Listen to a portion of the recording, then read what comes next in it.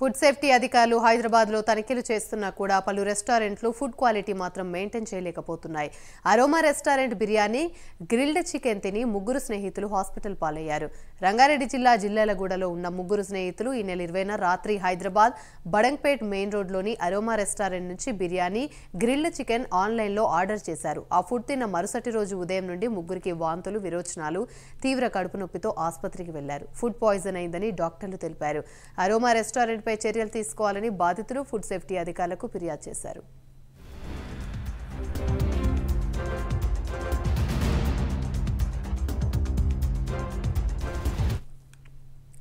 వికారాబాద్ జిల్లా యలాల మండలం తాండూరులో విషాదం చోటు చేసుకుంది. ఆర్థిక ఇబ్బందులతో పురుగుల మందు తాగి భార్యాభర్తలు ఆత్మహత్య చేసుకున్నారు.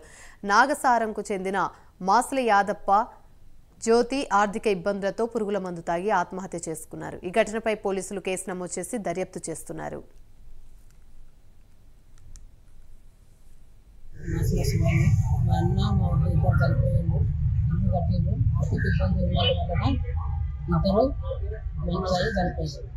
ఇబ్బంది వలన ఇద్దరు